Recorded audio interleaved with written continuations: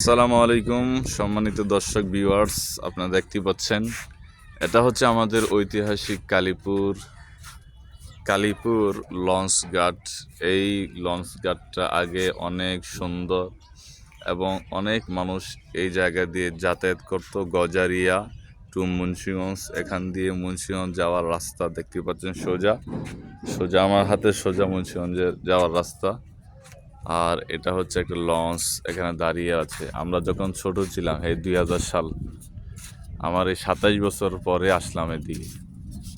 27 বছর পর আইসা দেখি আগের মতো লঞ্চ ঘাট আর এখন নাই। আগে কি জমজমাট ছিল, কালীপুর বাজার কি জমজমাট ছিল, আর কালীপুর লঞ্চ ঘাটটাও কত সুন্দর ছিল দেখতে পাচ্ছেন। এটা হচ্ছে, আর এই জায়গা দিয়ে আপনার চরকালীপুর যায়, এখান দিয়ে আমাদের বাই রোডের রাস্তা, যেটাকে আমরা বলি বাই রোড দিয়ে।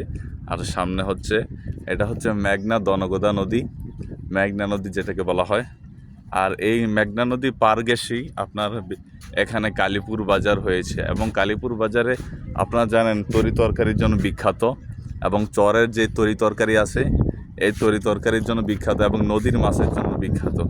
আর ওইদিকে হচ্ছে আপনার কি বলে, ওইদিকে গ্রামটার নাম কি জানি, ওইদিকে মল্লিকাচর ওদিকে হচ্ছে মল্লিকাচর, চর কালীপুর।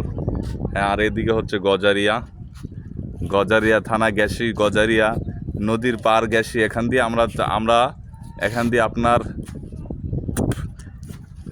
নারায়ণগঞ্জ যাইতে 1.5 ঘন্টা সময় লাগে।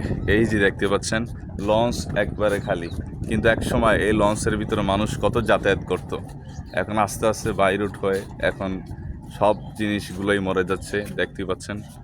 আগে কালীপুর কত সুন্দর ছিল, জমজমাট, এখন আগের কালীপুর নাই। তাই সকলে যদি ভিডিওটা ভালো লাগে তাহলে অবশ্যই লাইক কমেন্ট শেয়ার করবেন এবং আমাদের পাশে থাকবেন। এবং যারা মতলবের মানুষ আছেন আপনারা আসবেন কালীপুর বাজারে, দেখবেন আসলে কালীপুর বাজারে আসলে আপনি এই যে এত সুন্দর নদীর হাওয়া দেখা যায়। কথা বুঝতে পেরেছেন? এবং কত সুন্দর ট্রলারগুলি আগের মতোই রয়েছে। সকলে ভালো থাকেন। আসসালামু আলাইকুম।